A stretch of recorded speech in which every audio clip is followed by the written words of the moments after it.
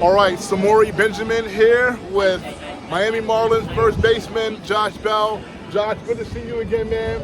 All right, so now we're here, about 5 games to go in the season. First of all, you guys I know are in a big playoff push for the wild cards, and just how did it feel just being close to out here and having something to really play for? Yeah, it's exciting this time of the year. Having something to play for, like you said. Obviously, we have important games at hand, but we're just going to take it one game at a time. If we can do that, we're going to put ourselves in the best position to win every night, and that's all that matters. You know, Josh, I interviewed you about 4 or 5 years ago, and I got a lot of your story then, but I got you on video, on tape recorders, and now have you on video, and I know that you're from the Dallas area, right? And when you were coming up, were you playing other sports too, or just baseball? Yeah, I played basketball up until my junior year.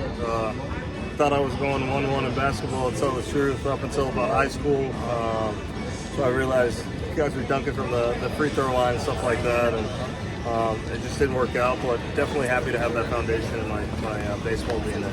As a kid, just as far as being a fan, do you think you were as much of a baseball fan as a basketball fan? Or? I was much more of a basketball fan. You know, growing up in Dallas, I mean, obviously we had the Rangers, we had great runs, but you know, the Mavs with Dirk and, you know, those guys winning the championship, taking it from Miami. That was a lot of fun to watch in high school. Yeah, and mentioning that, I believe, so the Mavericks won the championship 2011.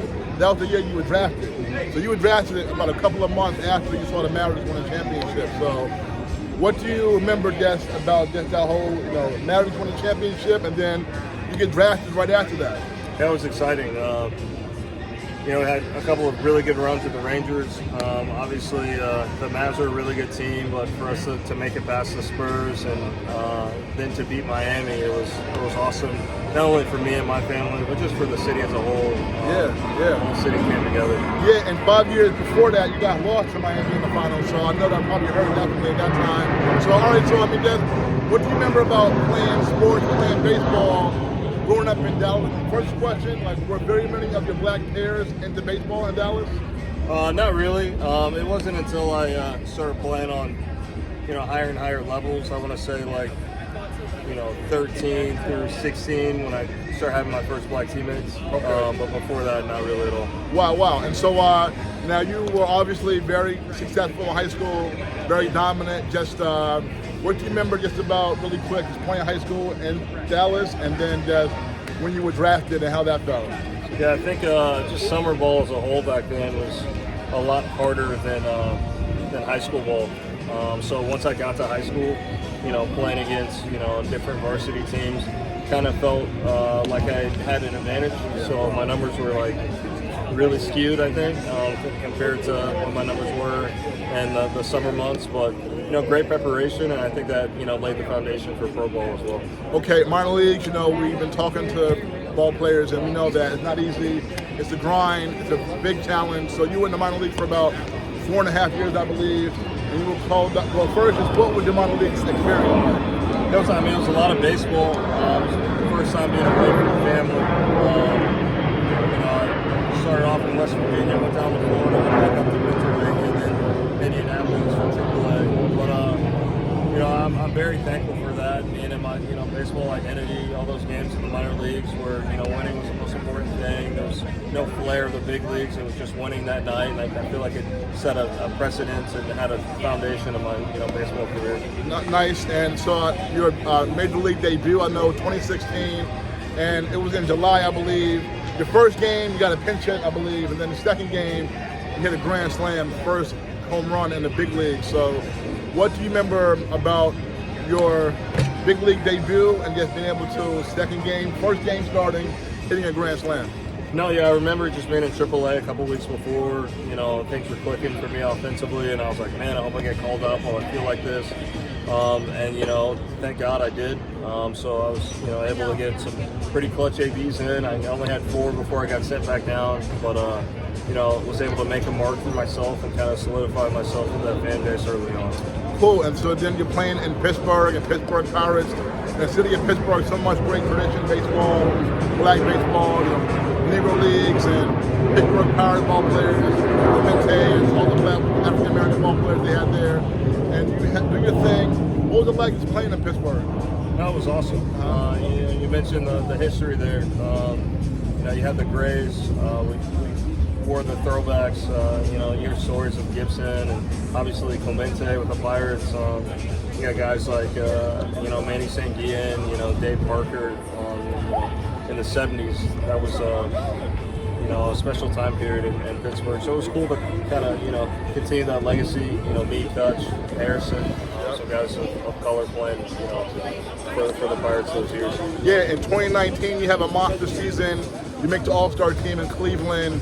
So how was that for you to be recognized and have that accomplishment? It was awesome. It's obviously this game's not easy, but to put together the months that I did before the All-Star game and get the support from the fan base, get voted, into that game, and something I'll never forget. Just being able to break different people's brains. I was still pretty young back then, so seeing Scherzer and Kershaw and Freddie Freeman and all those guys. I definitely felt out of place a bit, but years later, I look at them as peers now, so it's pretty awesome. One thing about your game, you're a switch hitter, and that's remarkable. How did you become a switch hitter? Yeah, so my dad started me when I was 5. I used to switch back and forth every at bat until high school. I had no idea what I was doing back then. I just thought it was cool. But I was definitely, thankful now in the big leagues. So I have that in my arsenal.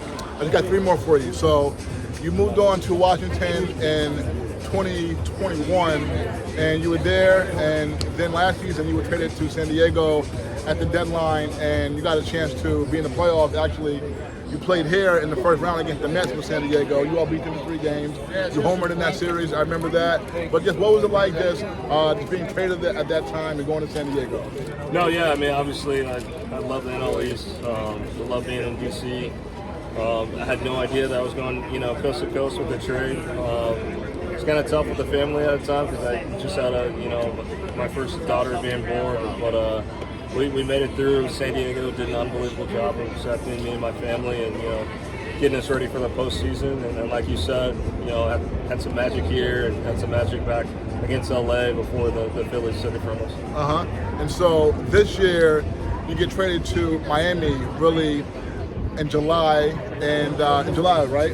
Okay, and now you are here, and I'll tell you, the Miami ballpark, I'm a big fan of it because I've been there. First time I was there was the 2017 All-Star game. And I've been there when the Yankees play there when they get a big crowd, and I was there for the WBC last year. And when that place is packed and the place is rocking, like it's dope, amazing park. It's not really. So what's the energy like right now just in Miami for your baseball team? Because the Marlins haven't had a lot of success over their history since '93. Only been in the playoffs 3 times, twice with a 152-game regular season schedule. So just, what do you feel like the mood of the fan base is right now? Obviously, just being in all these last few years, just seeing the fan base this year, it's night-and-day difference from where it was in years prior. We've had sold-out games, middle of the week games, we're getting 20, 25,000. I think that the city, wants another championship, wants another playoff run, and they're supporting us, because we're playing well. My last one for you, just when you were growing up, who was your favorite player, baseball, football, basketball? Yeah, I mean, basketball, it was like Allen Iverson and like Kobe Bryant. Baseball, it was probably Michael Young and like Josh Hamilton. Those are the guys I try to mirror my swings after high school. Nice. All right, Josh Bell, thank you so much, man. Always great seeing you, great talking to you. You're the man. Appreciate you. All right, people, we're back.